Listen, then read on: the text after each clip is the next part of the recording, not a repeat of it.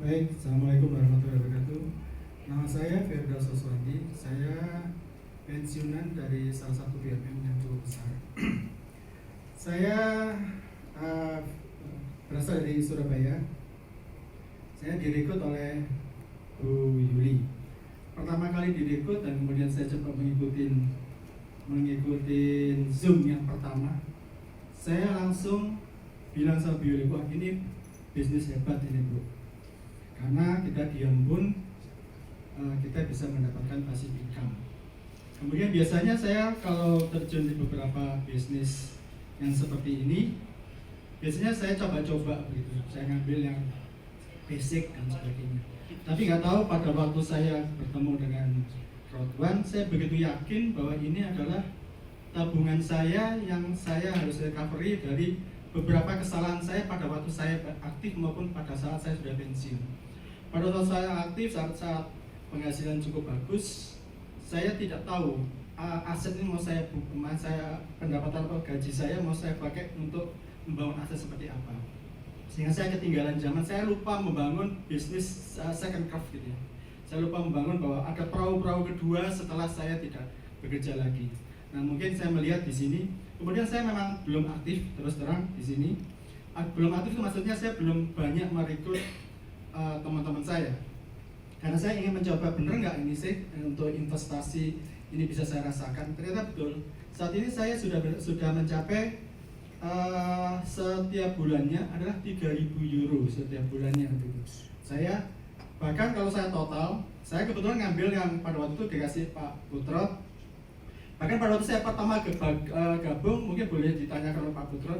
Saya telepon Pak Putro sendiri, saya meyakinkan, saya searching perusahaan ini seperti apa. Kemudian siapa sih di belakang ini? Saya lihat Pak Putro saya cari, siapa sih Pak Putro itu?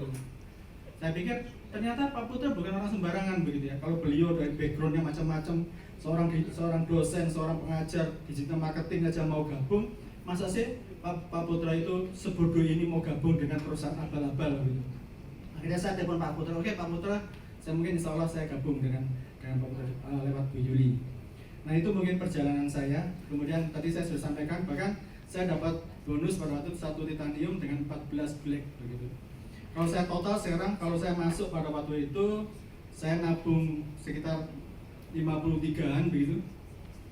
Sekarang itu kalau saya total dengan 14 black, kalau saya induknya saja, titaniumnya saja, itu kurang lebih sekitar 150 juta. Itu aset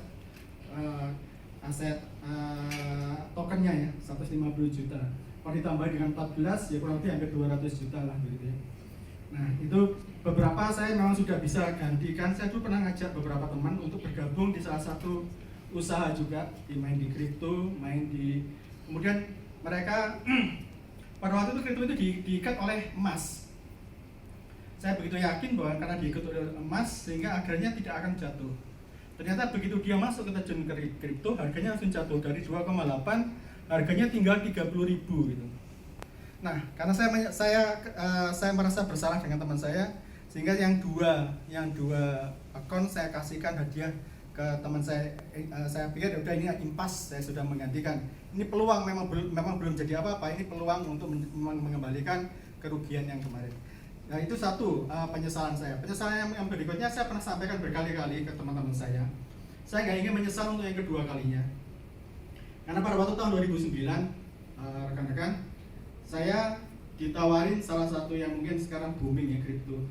Itu saya suruh bayar 3 juta, saya dikasih 3.100 keping. Tapi saya cuma ketawa itu, karena itu pada waktu itu betul kata Pak Putra itu adalah hadiah untuk main game. Saya ketawa pada waktu itu. Kemudian 4 tahun kemudian teman-teman saya sudah mulai 4 juta, 5 juta.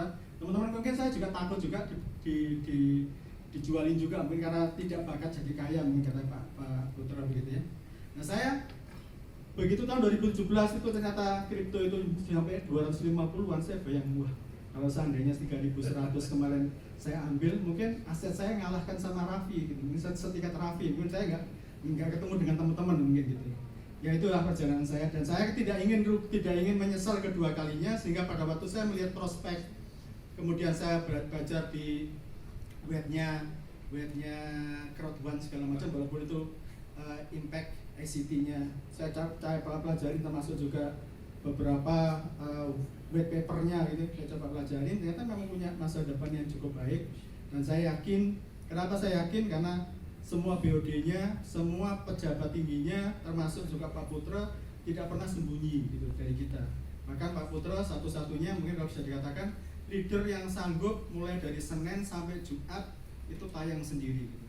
Itu luar biasa. Saya bayangin tadinya saya nggak apalagi rekaman. Tapi kenapa rekaman kadang-kadang suka juga karena pada waktu saat audiennya kita ini merasa tidak seperti yang dibayangkan Pak Putra, beliau bisa marah gitu.